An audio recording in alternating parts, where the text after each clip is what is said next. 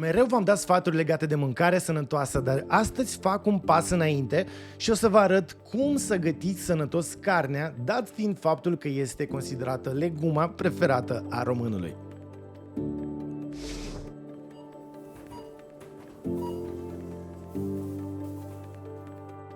Ok, am ajuns în magazin și partea cea mai bună e că tata a venit deja mai devreme și a început să facă cumpărăturile. Hai să-l căutăm. Salut, da. Ok, cumpărăturile sunt făcute, o să vă arătăm în bucătărie ce ingrediente avem aici. Deci hai să mergem să căutăm carnea.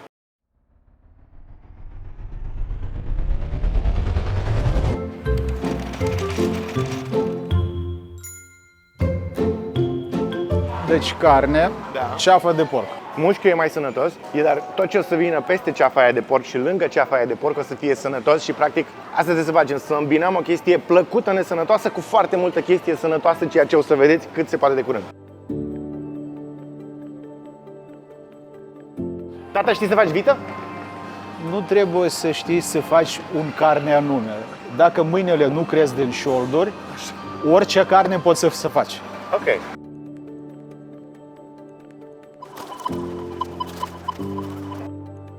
Ok, deci ce am cumpărat astăzi ca și ingrediente sunt 137 de lei. Atenție, am luat cea mai bună carne de porc, adică este ceafă Iberico, da, care e o carne mai scumpă, dar o să iasă super gustoasă. 6-8 porții, adică undeva la 15 lei porția de mâncare.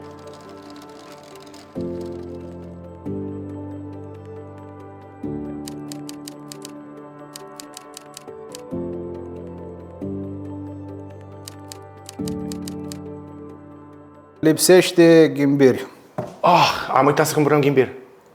la colț. Bine, mă întorc să cumpăr ghimbir. Le arăți tu la oameni cum faci salata de morcov? Da, deci morcov avem nevoie chiar de 1 kg. Da, avem 1 kg fix.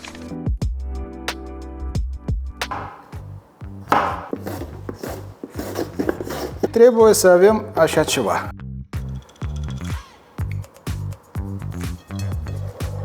Și lăsăm cam 20 de minute. Ne apucăm și de ceapă.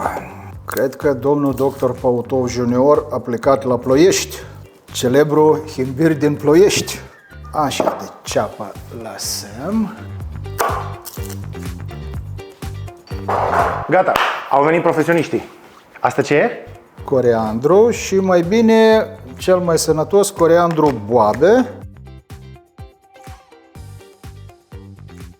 Apropo, deci eu vreau să-l conving pe tata împreună cu Sorin care filmează să-și facă vlogul său de gătit, ca să nu mai vin eu să pun pe canalul meu vloguri de gătit. Să ai tu vlogul tău de gătit și sunt eu invitat, să inviți pe cine vrei.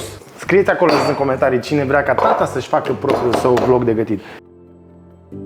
Salata asta de morcov are un antioxidant care se cheamă falcarinol și antioxidantul ăsta a fost studiat pentru proprietățile sale de antioxidant și de substanță anticancerigenă. Atenție!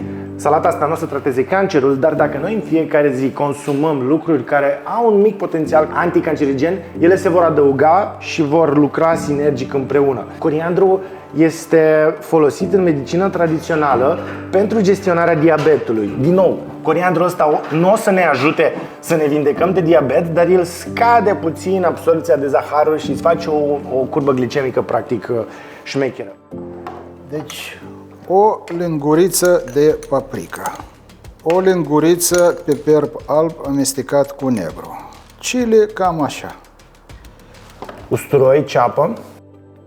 Ceapa și usturoiul sunt dovedite în atât de multe studii că sunt sănătoase. De exemplu, în ceapă avem quercitină, da? Găsim la farmacie suplimente cu quercitină pe care oamenii le iau pentru longevitate, dar în realitate acel supliment nu te ajută la nimic, pentru că dacă tu consumi constant ceapă și usturoi și îți iei din ceapă, de exemplu, quercitină, ăla e suficient pentru tine ca să ai, să zic, nivelul optim de quercitină în sânge. Deci nu mai ascultați prostii pe internet, consumați ceapă și usturoi. Punem și coriandru și acum ce miros simți? Miros de coriandru. Da! Tot uleiul cu miros de coriandru punem peste toate mirodenii care am pus noi acolo. Și acum cu mâna, totul ce faci de făcut cu mâna. Pune cam 4 linguri de oțet. Oțet, ok.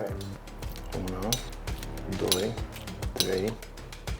E suficient, da. Și? Pune și arțar o lingură.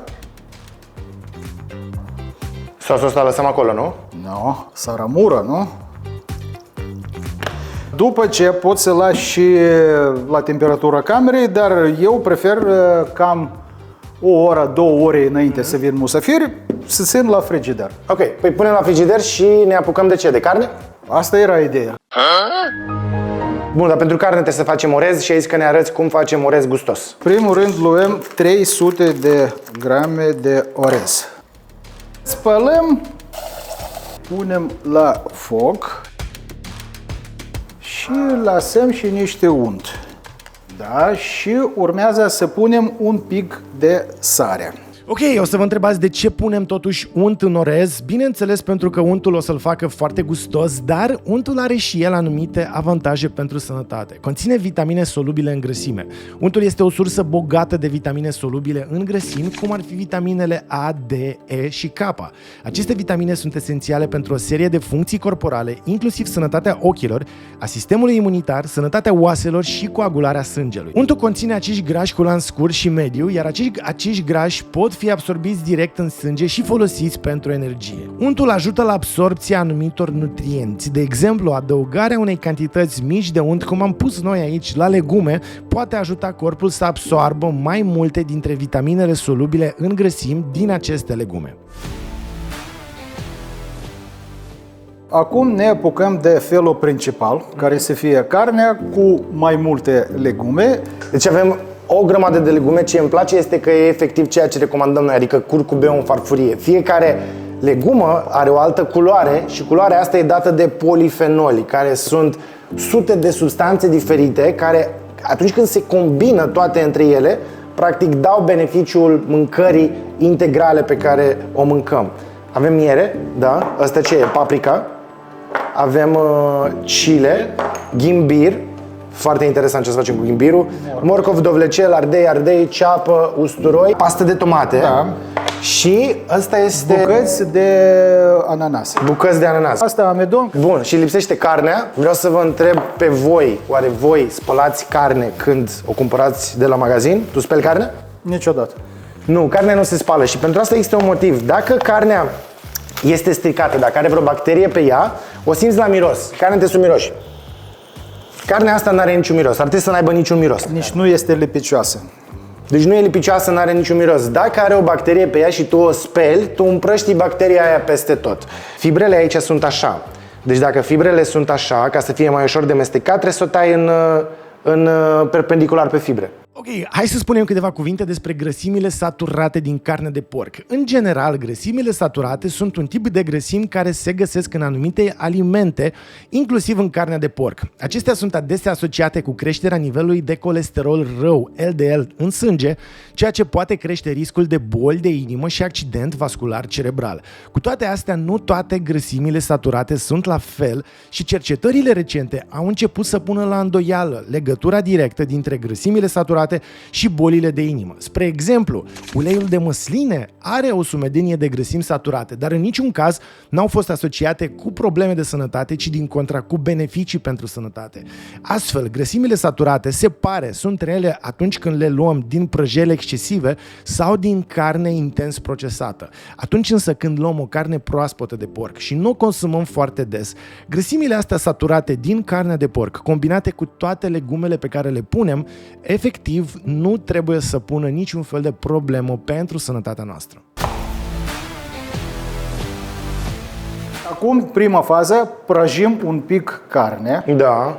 câteva minute, dăm la o parte și după ce începem să pregătim sos. Ok, deci prăjim carnea câteva minute doar ca să o rumenim practic, nu? Să o fac un pic crocantă. Beneficiile cărnii de porc. În primul rând, este o sursă bogată de proteine. Carnea de porc este o sursă excelentă de proteine care sunt esențiale pentru construirea și repararea țesuturilor corpului. Conține vitamine și minerale. Carnea de porc este o sursă bună de vitamine B, în special B1, B6, B12, care ajută la funcționarea corectă a sistemului nervos și la menținerea sănătății pielii. De asemenea, conține minerale precum zincul și seleniul care sprijină sistemul imunitar și sănătatea tiroidiană. Conțin grăsimi mononesaturate, care sunt considerate grăsimi bune și pot ajuta la reducerea nivelurilor de colesterol rău din sânge. Și este versatilă în gătit. Carnea de porc poate fi preparată în multe moduri și se potrivește bine cu o varietate de arome, cum sunt cele pe care le veți găsi aici la noi în tigaie, această sumedenie de legume diverse. Ok, aici am pus jumătate din carnea pe care am tăiat-o, deci avem cam 500 de grame de carne în acest wok, ca să avem practic contact cu toate bucățile cu wok-ul. Așa trebuie să fie. Ok, deci ideea e că le-am ținut la tigaie cât? Aproximativ 5 minute, după care o să facem sosul în tigaie. Ok, deci aici ai pus ce? Ceapă și cu morcov. Așa, după care punem usturoi cu ghimbir. Mamă, dar mie îmi place cum miros legumele călite. Mi se pare că legumele călite miros mai bine decât orice carne. Inclusiv alea când faci ciorbă și călești legumele înainte. Trebuie să fie încălzite foarte bine. Deci după usturoi și ghimbirul, domnule, ce până acum? Da. Nu, și lasă să încălzește așa. Cred că avem în orice caz mai multe legume decât carne, nu? Paprică și o idee de chili. Acum punem... Deci am pus ananas. A, și cu tot cu sucul de ananas. Mamă, dar miroase bine, deci îmi vine să-l mănânc din el direct. Pasta de tomată. Ia, vreau să văd ce are în ea. Ok, ingrediente, concentrat, paste de tomate și sare 2% și 24% substanță uscată de paste care e amestecată practic cu apă și asta e tot. Deci e o pastă de tomate doar cu pastă și cu sare, foarte important. Deci punem două. Și luăm un pic de amidon și amestecăm cu apă. Și asta o să facă sosul și mai închegat, nu? Da. Și mai punem, Oțet? da, cam 3 și cred că 2 lingurițe de miere. Și ce îmi place că mâncarea asta de aici stă cât? Avem tot așa vreo 5-6 minute, da? De când ținem legumele la tigaie, ele nu se prăjesc, ele se încălzesc. Și ce e foarte tare e că pe unele studii se pare că în legume există antioxidanți care se activează când tu îi încălzești. Adică dacă tu mănânci legume preparate ușor termic, ele sunt și mai sănătoase decât legumele proaspete. Carnea, după cum vedeți, nu e prăjită, e doar un pic sigilată, da? Dar nu avem crusta aia de prăjeală. Crusta aia de prăjeală ne ferim de ea. Aia este nesănătoasă. Acolo sunt substanțe cancerigene, dar în momentul în care o avem ușor sigilată, carnea asta e numai bună și sănătoasă de mâncat. Se vede și s-a lipit și de carne, sosul e și lucios. Apropo, ați văzut că n-am pus atât de mare accent pe carne. Chiar dacă avem mâncare cu carne, mâncarea asta este absolut delicioasă și fără să punem carne. Fix ingredientele pe care le-ați văzut, salata pe care ați văzut-o, orezul și legumele astea călite și cu sosul ies absolut delicioase și fără carne. Deci dacă ești, să zic, vegetarian și mănânci fără carne, poți să faci rețeta asta fără carne.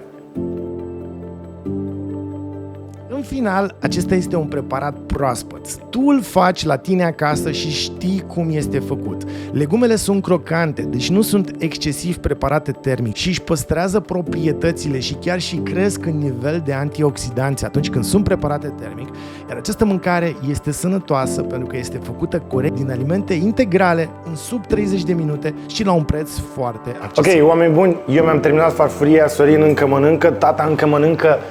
Dacă v-a plăcut acest vlog și dacă vreți să facem un alt vlog în care să facem o altă rețetă, ce rețetă facem, tata? Ceva pilaf din Uzbekistan. Plov. Și plovul e Mercedesul la mâncare. Pilaf și plov e tot un fel de amestecătură cu orez, doar că nu o să fie pilaf, ci este plov din Uzbekistan, da? Da. Plov din Uzbekistan, dacă vreți, rețetă de plov de Uzbekistan gătită aici de tata împreună cu mine, filmată de Sorin, anunțați-ne jos în comentarii și revenim cu rețeta asta. Când am atins 100 de comentarii, revenim concret cu rețeta asta de plov, revenim la maxim o lună cu rețeta de plov pe YouTube. Ciao!